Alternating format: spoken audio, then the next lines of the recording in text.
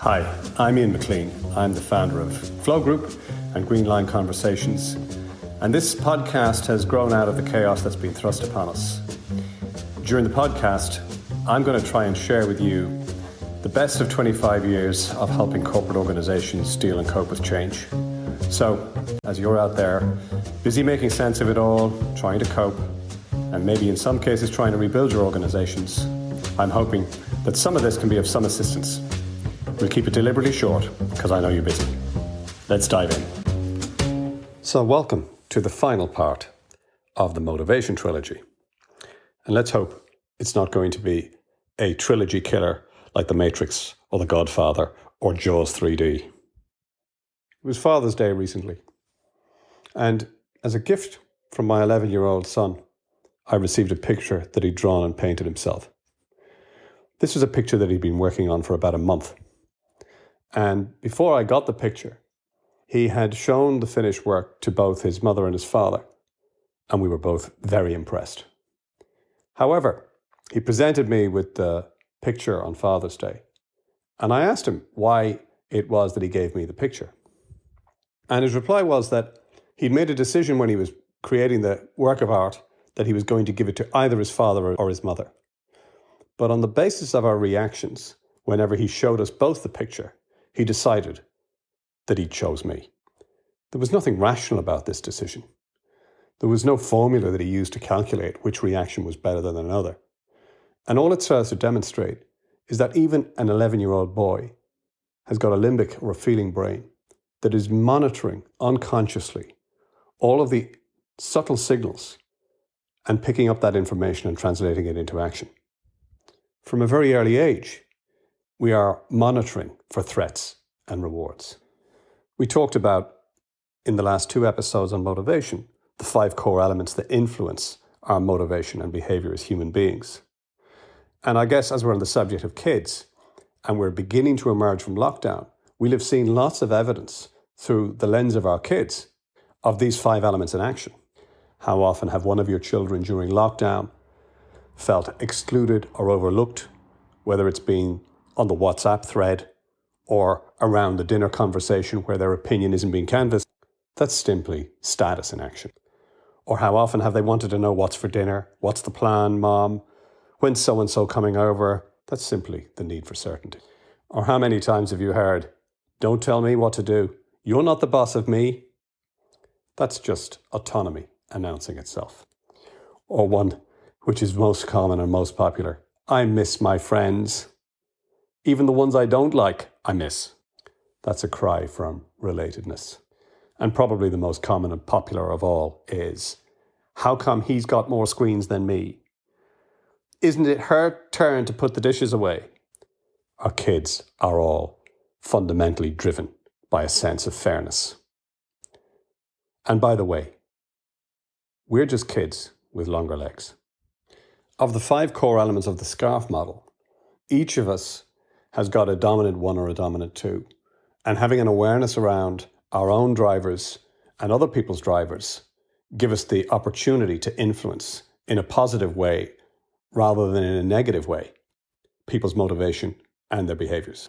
By understanding this and leading accordingly, you create an impact on the other side, which reminds me of the author Maya Angelou's quote, people will forget what you said, they will forget what you did, but they will always remember how you made them feel. So connecting with people in the areas where they have most drive and need in a way that inspires them is the key to leadership in this chaotic time.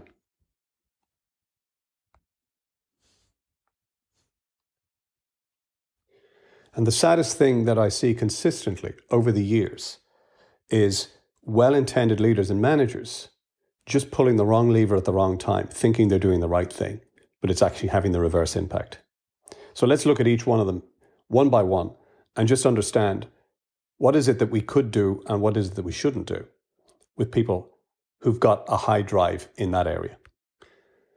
For many people, status is important in so far as it helps to determine their perception of where they are in the pecking order of things. An extreme version of this in the negative would be narcissism. But in moderation, it's a very, very healthy aspiration. It helps people with drive and ambition to move forward. Status during this chaos is particularly acute because so many people's self-worth and their identity are wrapped up in the work that they do. The suggestion is that we don't overly criticize people. Many managers and leaders think that the stick approach of always pointing out what's wrong is a way to motivate people. Somebody with a high status need who gets and hears criticism all the time. This is like a threat to their identity, like a life or death threat. And this isn't to say that we shouldn't point out where people can improve, but by balancing that with some constructive focus on what people are positively doing and their positive contribution. And I don't mean what we Irish simply call plomossing somebody, which is a false praise, which, by the way, people's limbic system and their feeling brain can detect a mile away. I mean being specific about the action and the impact of that action and how it's positively contributing into the result.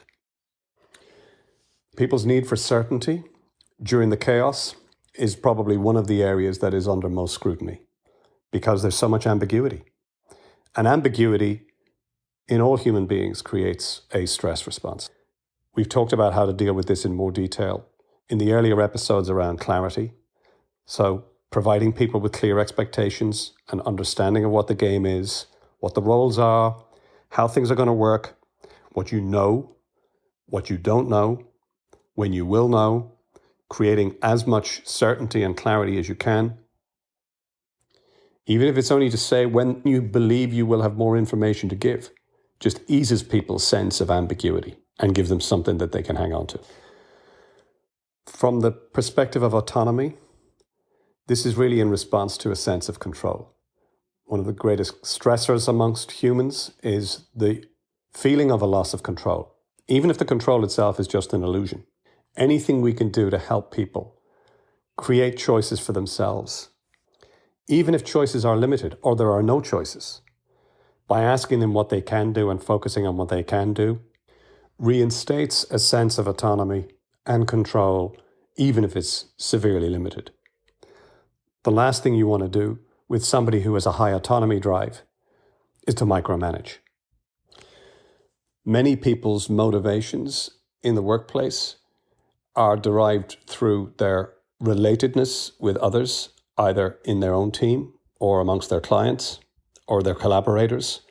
And even in this remote environment, anything we can do to enable people to collaborate, to give work where there's contribution from multiple parties and to connect people on the subject of the project or task that's being done, or through a social means and a social mechanism where you're getting together even remotely. All of this helps with people's sense of relatedness and being connected. Anything we can do as leaders to create a common cause, a common purpose, or a common outcome where people have got to reach towards one another to connect is going to help with relatedness.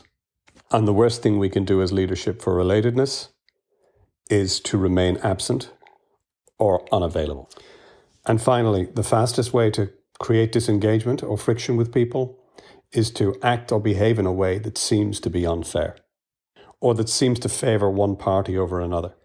Human sense of fairness from the very earliest age is very, very deep rooted. And the best way we can advocate for that is to remain as transparent as possible, even more than might seem reasonable to us as leaders, and to over-communicate the decision-making process or the rationale behind things.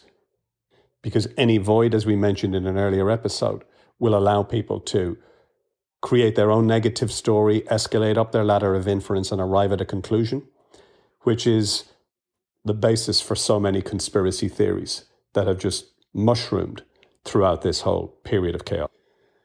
I've seen so many well-intentioned leaders and managers trip themselves up in their attempt to motivate people, either by focusing on the wrong driver with their person and assuming because they're driven and motivated in a particular way, so is everybody else, or simply accessing the right driver, but just pulling the wrong lever and having the adverse impact. So picture this.